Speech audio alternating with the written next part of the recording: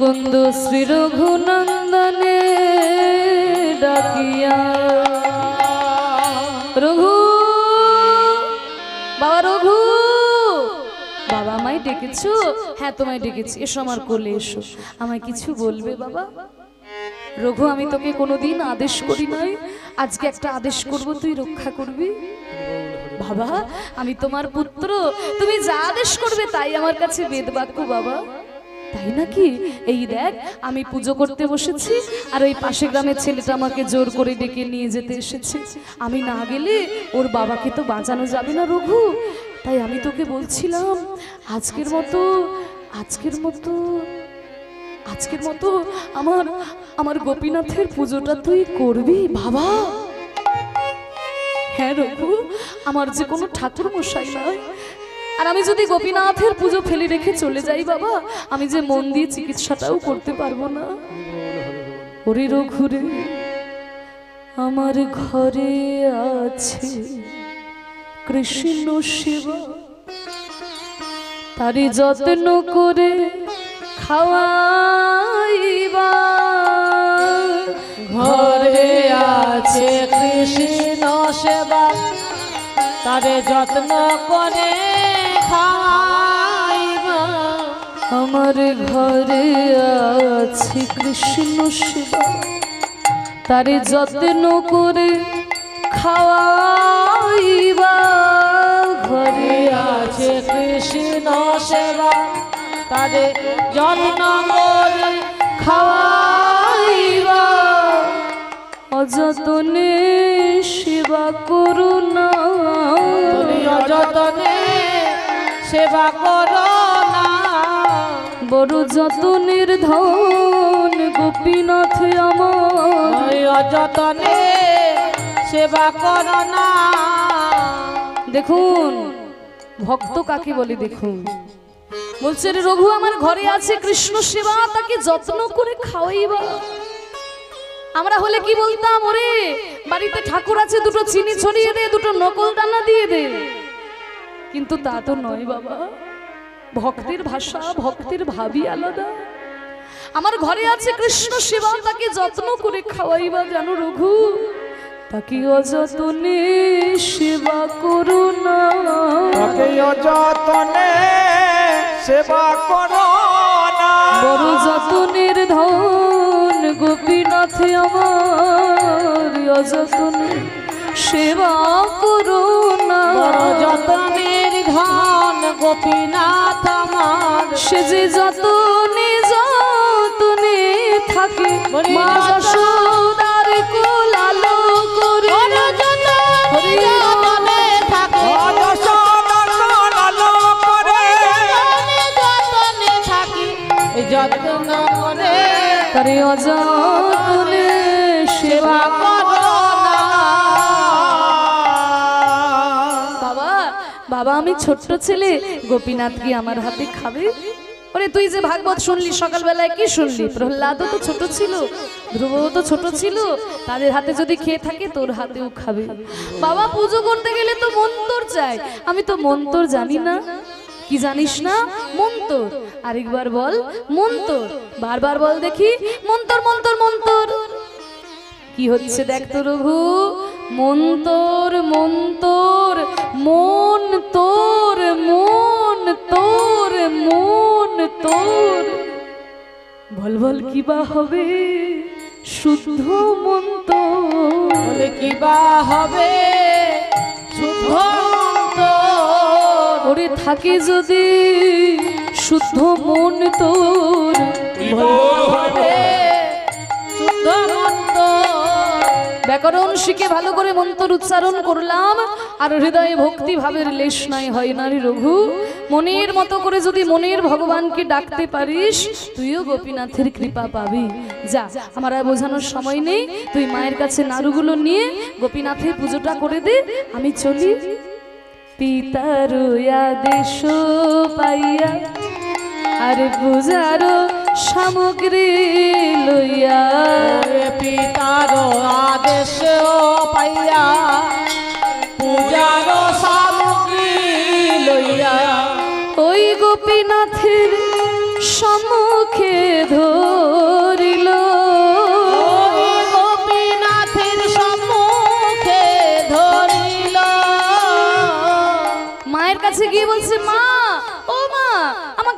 নাড়ু থালা দাও। কেন তুই থালা কি করবি রে? ও মা, আজকে না আমি পুজো করব। কি, তোর বাবা কোথায়? বাবাই তো পুজো বসেছিল, পাশে গ্রামের ছেলেটা জোর করে বাবাকে ডেকে নিয়ে চলে গেছে, তাই বাবা বলেছে আজকের মতো পুজোটা আমি। তোর বাবাও যেমন। আরে এতদিন ধরে বলছি ঠাকুর মশাই রাখো আমার কথা শুনে, এখন তুই কি পুজো করবি? হ্যাঁ, তুই মন্তর জানিস? ও মা, বাবা বলেছে মন্তর লাগবে না, মনে মতো করে ডাকলেই আসবে, মনে মতো করে ডাকলেই হবে। হে গোপীনাথ, হে গোপীনাথ, এদের যদি কোনো পাপ হয় তুমি নিও না ঠাকুর, এদের যত পাপ সব তুমি আমায় দিও। এই নে ক্ষীরের নাড়ু থালা নে, যা খুশি করগে যা। ক্ষীরের নাড়ু থালা নিয়ে ছোট্ট রঘুনন্দন চলেছে। 7 বছরের ছেলে নিজে তাল সামলাতে পারে না, অত বড় ক্ষীরের নাড়ু থালা নিয়ে যাচ্ছে। ও গো গোপীনাথ, গোপীনাথ, ও গো গোপীনাথ, গোপীনাথ, ও গো গোপীনাথ, গোপীনাথ, ও গোপীনাথ গোপীনাথ, ও গো গোপীনাথ, গোপীনাথ, গো গোপীনাথ,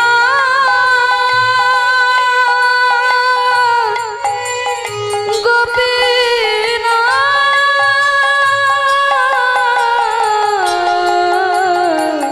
ও গো গোপীনাথ, গোপীনাথ, ও গো গোপীনাথ, গোপীনাথ। ঠাকুর গোপীনাথ, আমি তোমাকে পুজো করতে জানি না ঠাকুর। বাবা ওই চিকিৎসা করতে গেছে বলে আমাকে জোর করে বসতে হয়েছে। বাবা বলেছে আমার মন্তর লাগবে না, মনের মতো করে ডাকলেই তুমি আসবে। এই নাও ঠাকুর, এই ক্ষীরের নাড়ু খাও। আমার ডাকে নাই বা আসলে আমার মা কত কষ্ট করে সারা রাত্রির জেগে তোমার জন্য ক্ষীরের নাড়ু তৈরি করেছে ঠাকুর। এই নাও মায়ের দেওয়া এই ক্ষীরের নাড়ু খাও।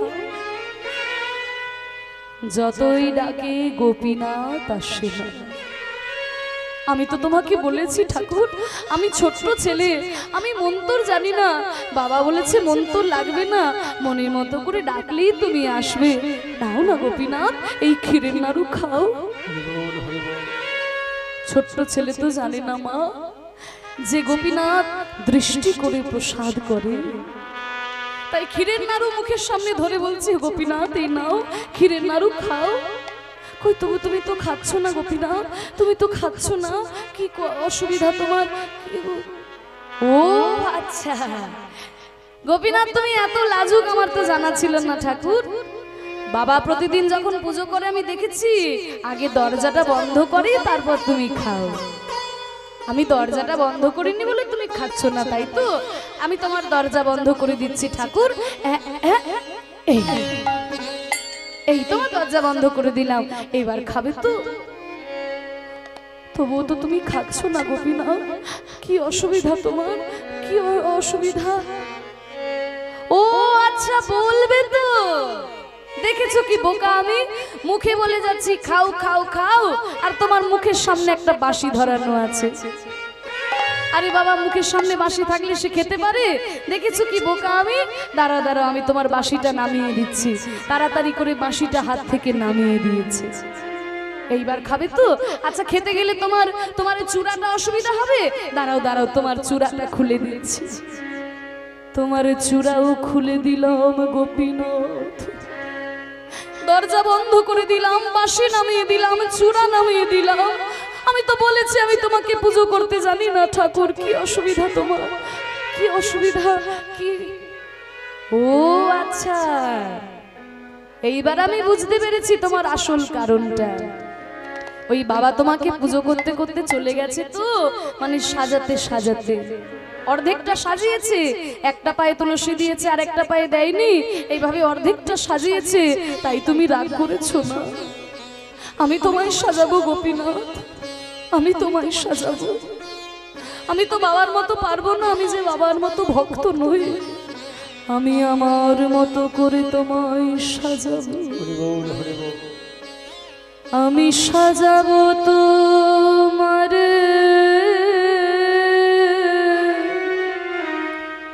মোহন বড় আশা ছিল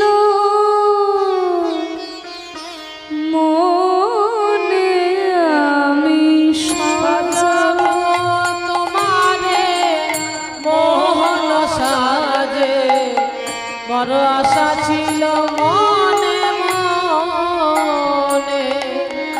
আমি তো বাইরের চন্দন দেব না, বাইরের ফুল দেব না, মিশাইয়া আমার ভোগেতে চন্দন আমি নয়নের জলে করিব পূজা। আমি নয়নের জলে করিব পূজা, শুধু এই আশা ছিল মনে আমি সাজাবো তোমারে মোহন সাজে, আশা ছিল মনে। আমি সাজাবো, আমি সাজাবো, আমি সাজাবো তোমারে মন সাজে, আশা ছিল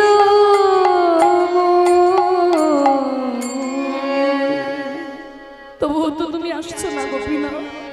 এত ডাকলাম, এত কাঁদলাম, তবুও তুমি এলে না গোপীনাথ। তবে আমি যদি তোমাকে এই ক্ষীরের নাড়ু না খাওয়াতে পারি গোপীনাথ, আমার এই মুখ তো আমার বাবাকে আমি দেখাতে পারবো না ঠাকুর। তবে আমি তোমার সামনে মাথা ঠুকে নিজের মৃত্যুবরণ করব। এই বলে ছোট্ট রঘুনন্দন শুরু করলো মাথা ঠুকতে। গোপীনাথ, গোপীনাথ,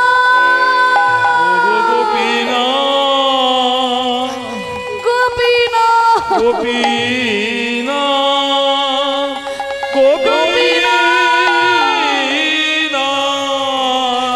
দেখা দাও গোপীনাথ, দেখা দাও গোপীনাথ, দেখা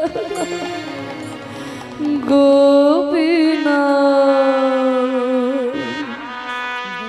দেখা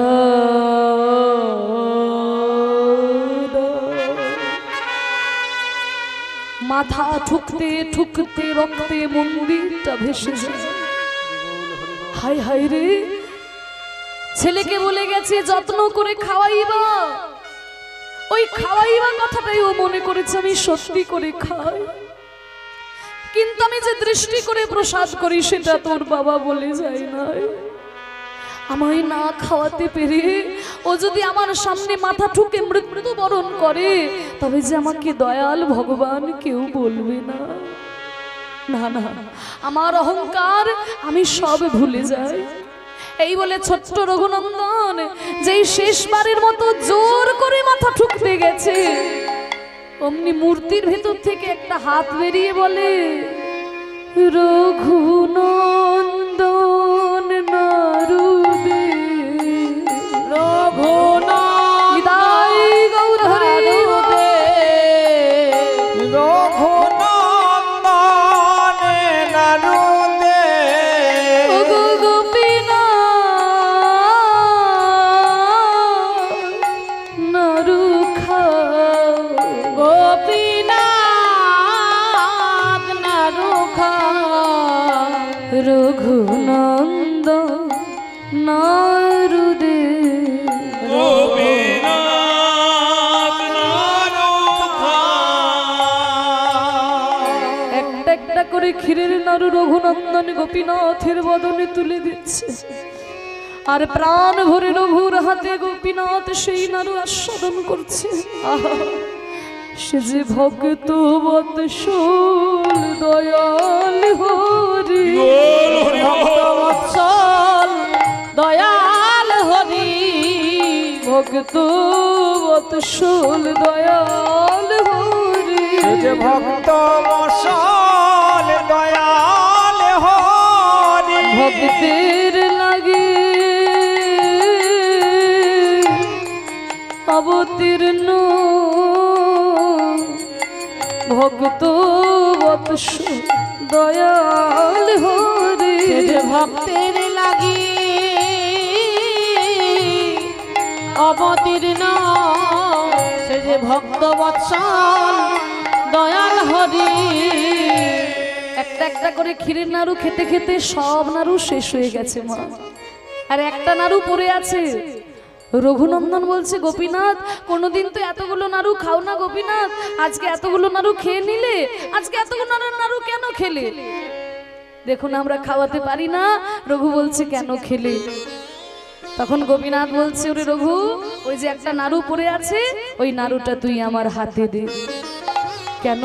এতগুলো নাড়ু মুখে তুলে দিলাম, এটা কেন হাতে দেব? আরে দে বলছি। না আমি দেব না। তবে রে তুই নাড়ু দিবি না? তবে আমি তোর বাবাকে বলে দেব, কিন্তু আমি নাড়ু চেয়েছি, রঘু দেয়নি। হুমা, সে তো আরেক বিপদ। এই নাও গোপীনাথ, কিন্তু এতগুলো নাড়ু মুখে নিলে, এটা কেন হাতে নিলে? ওরে রঘু রে, আমার যে প্রতিজ্ঞায় আছে পূর্ব হইতে, আমায় যে ভজে আমি ভজি তো ইচ্ছে, যদি কেউ আমার নাম নিয়ে কাঁদে রে রঘু,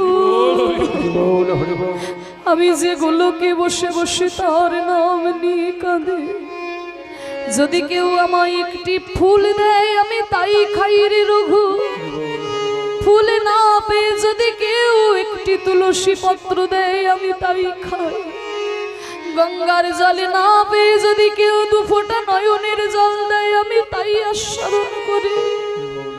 আরে তুই দিয়েছিস আমার প্রিয় ক্ষীরের নাড়ু, তাও নয়ন জলে মিশাই,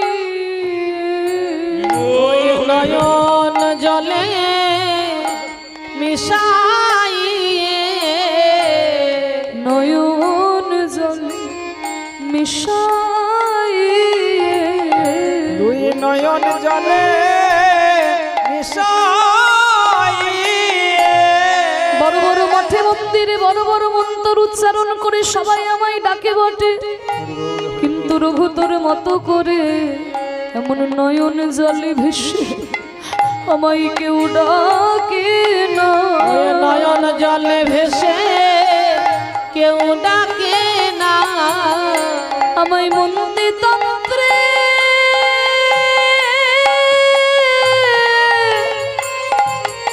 সবাই ডাকে, এমন নয়ন জলে কেউ ডাকে না। ওই মন্ত্রে তন্ত্রে সবাই ডাকে, আমার নয়ন জলে কেউ ডাকে ওই না। মন্ত্রে তন্ত্রে সবাই ডাকে, নয়ন জলে মিশে কেউ ডাকে না।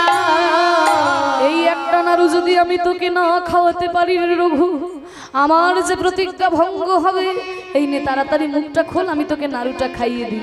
না না, পুজো করতে করতে কি কেউ খায় নাকি? আমি মুখ খুলবো না। আরে খোল বলছি না, বললাম তো। তবে রে তুই মুখ খুলবি না? ডান হাতে নাড়ুটি আছে, আর বাঁ হাত দিয়ে গোপীনাথ করেছে কি না, রঘুর গালটি টিপে ধরেছে। এবার যেই না গালটি টিপে ধরেছে অমনি মুখটি হাঁ হয়ে গেছে, আর যেই না মুখটা হাঁ হয়ে গেছে, রঘুনন্দন নাড়ু খা। রঘুনন্দন নাড়ু খা। গোপীনাথ গোপীনাথ গোপীনন্দন নাড়ু খা, গোপীনাথ গোপীনাথ। রঘুনন্দন নাড়ু খা। ঠাকুর জোর করে খাইয়ে দিলে। হ্যাঁ, এবার তোর পুজো শেষ হয়ে গেছে, বাইরে যেতে পারিস। আরে দাঁড়া দাঁড়া, যাচ্ছিস কোথায়? আমার বাঁশিটা আবার ধরিয়ে দে, চূড়াটা আবার পরিয়ে দে। আবার বাঁশি ধরিয়ে চূড়া পরিয়ে দিল। দরজা খুলে যেই মন্দিরের বাইরে গেছে, রঘুর মা তো খুঁজে বেড়াচ্ছে। আরে রঘু, এই রঘু, ছেলে কি বাবার মতো ভক্ত হয়ে গেল নাকি? হ্যাঁ, সেই সকালবেলায় মন্দিরে এসে উঠে গেছে, এখনো আমার ছেলে এলো না, বিকেল হয়ে গেল কোথায়? এই তো আমার ছেলে। পুজো কেমন হয়েছে রঘু? খুব ভালো হয়েছে মা। ওই দেখি থালা। এ কি থালা ফাঁকা কেন? ওমা, আজকে না গোপীনাথ সব নাড়ু খেয়ে নিয়েছে। তাই বলি এতক্ষণ ধরে পুজো করার মন্ত্র তো ছেলে আমার জানে না। যখন দেখে গোপীনাথ আর কেউ আসে না, একটা একটা করে নাড়ু নিজেই খেতে শুরু করে নিয়েছে। না মা আমি নাড়ু খাইনি। আবার মিথ্যে কথা বলি, আমি মিথ্যে বলছি না তো। মিথ্যে বলছিস না, মুখ খোল, মুখ খোল। যেই না মুখটা খুলিয়েছে অমনি দাঁতের ফাঁকে একটু নাড়ু লেগে আছে। এই তো তোর মুখে নাড়ু। ও মা আসলে কি জানো তো, গোপীনাথের সব নাড়ু খেয়েছে গো, শেষে একটা নাড়ু জোর করে আমার মুখের মধ্যে দিয়ে দিয়েছে। তাছাড়া সব নাড়ু গোপীনাথ নিজেই খেয়েছে। ও মা এতক্ষণ বলছিল গোপীনাথ সব নাড়ু খেয়েছে, এবার বলছে গোপীনাথ নাকি ওকে খাইয়ে দিয়েছে। আগে থালাটা দিয়ে আমায় নতুন করে নাড়ু করে তুলসী পাতা দিয়ে প্রসাদ করে তোর বাবাকে দেব। এবার মা গেছে নতুন করে তুলসী পাতা দিয়ে প্রসাদ করতে, আর ওদিকে উল্টো দরজা দিয়ে মুকুন্দ কবিরাজ এসে, রঘু বাবা রঘু পুজো কেমন হয়েছে? খুব ভালো হয়েছে বাবা। কই প্রসাদ? ও তুমিও প্রসাদ নেবে? দাঁড়াও দাঁড়াও, মা প্রসাদ ভরতে গেছে, একটু দাঁড়াও। হ্যাঁ প্রসাদ ভরতে গেছে মানে এটা কি বলতে চাইছো তুমি? প্রসাদ কোনো বড় জায়গায় রাখা ছিল, ছোট জায়গায় এনে দেবে নাকি? আরে না না, কাকে দেবে প্রসাদ? প্রসাদ তো আজকে ছিলই না। আজকে না গোপীনাথের এত খিদে পেয়েছে সব নাড়ু খেয়ে নিয়েছে। সাবধান হয়ে কথা বলো রঘু, বাবার সঙ্গে রহস্য করতে নেই। না বাবা আমি রহস্য করছি না, এই আমি তোমার পা ছুঁয়ে, না না আগে বলিনি, সব নাড়ু খাইনি গো।